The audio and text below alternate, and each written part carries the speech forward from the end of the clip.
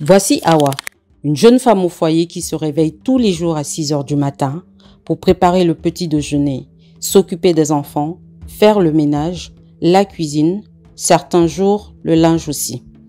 Quand elle a terminé ses tâches quotidiennes, il n'est pas loin de 23 heures au minuit. Sa charge de travail est de presque 18 heures par jour.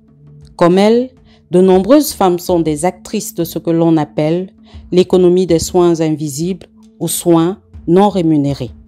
Je pense que vous faites allusion à la production effectuée par les femmes chez elles, ou en tout cas toutes les tâches que l'on effectue à domicile. Voilà, souvent ce sont des activités qui ne sont pas comptabilisées dans la production. Et du coup, lorsqu'on calcule la production, on ne les intègre pas. Voilà. Alors que ces mêmes tâches, lorsqu'on charge à quelqu'un de les faire pour soi-même, c'est comptabilisé dans la production. Donc les tâches effectuées par la femme chez elle, souvent ne sont pas comptabilisées dans la production. Maintenant, si elle charge à quelqu'un d'effectuer ces tâches-là, et cette personne étant payée pour ça, on comptabilise dans la production.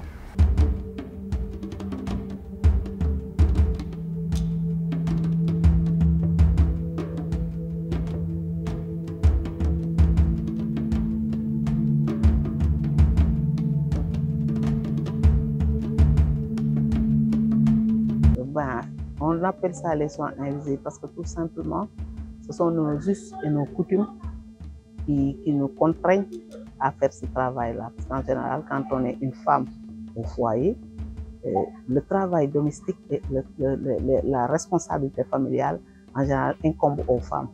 Alors que c'est un travail qui doit être rémunéré. Parce que quand on doit prendre les repas en charge, quand on doit prendre le bébé en charge, quand on doit prendre les grands-parents, les parents en charge, et surtout les handicapés, et certainement ceux qui sont dans une situation également de handicap plus globalement. Ces activités, bien que fondamentales pour le fonctionnement de la société et de l'économie, ne sont pourtant ni rémunérées, ni prises en compte dans les calculs économiques traditionnels comme le PIB.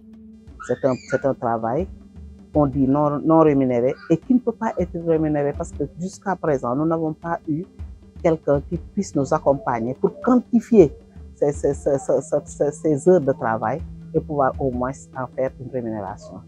Je pense que ce sont nos coutumes que nous contraignons. En économie, comme je vous l'ai dit, on fonctionne sur la base de convention. Et on dit que par convention, toutes les tâches effectuées par la femme de ménage chez elle, ce n'est pas comptabilisé dans la production. Mais ces mêmes tâches, lorsqu'elle les fait exécuter par quelqu'un d'autre, c'est comptabilisé parce que souvent on ne le fait pas gratuitement, etc. Donc, je pense que ça, si on dit convention, en économie, ça c'est au niveau international. Voilà, c'est comme la mesure donc, de la production, ou encore voilà, qui comporte des limites, parce qu'on vous dit que souvent, dans la mesure de la production, on ne tient en compte que l'aspect purement quantitatif et on ignore l'aspect qualitatif. Ça déjà, c'est une contrainte fondamentale. Les soins invisibles, c'est aussi l'instauration de rapports d'inégalité dans les foyers quand toutes les charges relatives aux soins ne sont assurées que par la femme. Des soins pourtant qui pourraient être redistribués entre les deux conjoints. La première inégalité, c'est pour les femmes d'allier la vie professionnelle et la vie familiale. Parce que quand on est au travail, on se soucie de l'enfant qui est resté à la maison avec la nounou. Si vous avez les moyens d'avoir une nounou, on se soucie des repas, de la nourriture. On se soucie de l'heure à laquelle le mari doit descendre. On se soucie des parents s'ils ont été bien pris en charge. Donc, c'est la première chose. Cette inégalité-là, c'est d'allier la vie professionnelle et la vie familiale.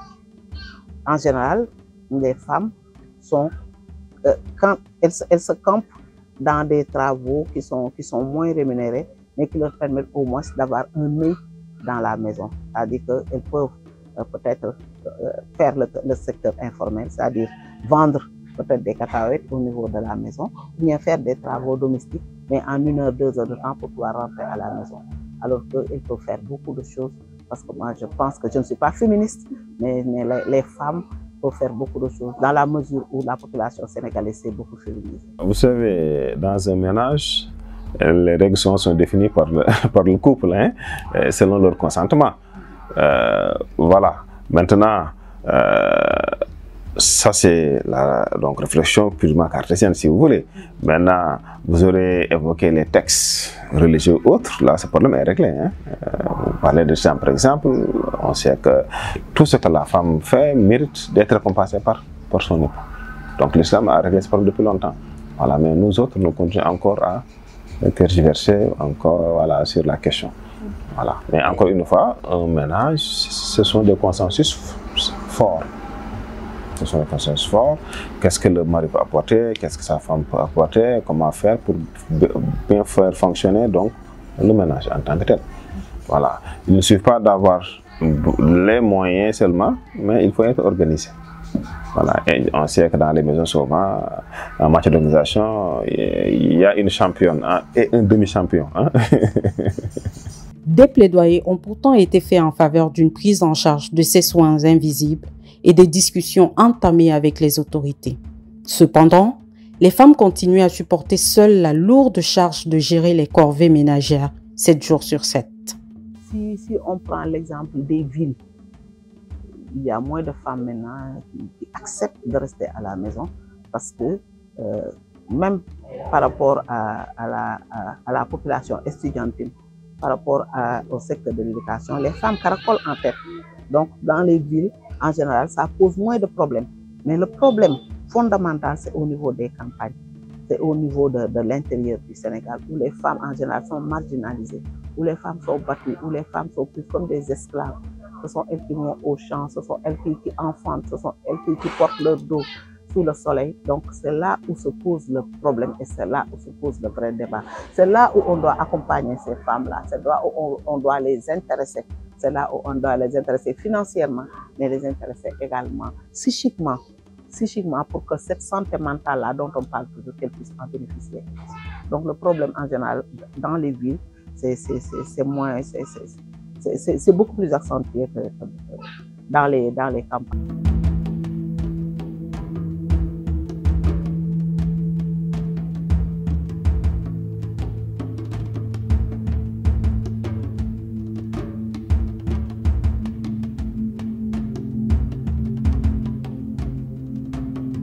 Globalement, c'est pour montrer qu'en économie, voilà, on fonctionne toujours sur la base de conventions, comme on vous l'a dit dès le début. Il faudrait les intégrer, les comprendre pour vraiment donc pouvoir avancer. Après, cela n'empêche pas les gens aussi d'avancer des réflexions. Voilà, maintenant, pour ce cas précis, voilà, des tâches ménagères, on peut toujours les estimer, hein? C'est fort possible, on peut les estimer. Voilà, parce que toutes les tâches que la femme de ménage effectue chez elle, si elle veut les commander ou en tout cas les affecter à quelqu'un d'autre, ce sera facturé. Il suffit juste maintenant de faire l'agrégation pour avoir une idée voilà, de ce que chaque femme apporte donc à la maison. Et dans ce cas, on pourrait même se rendre compte que vraiment, contrairement à ce qu'on pense, elles sont les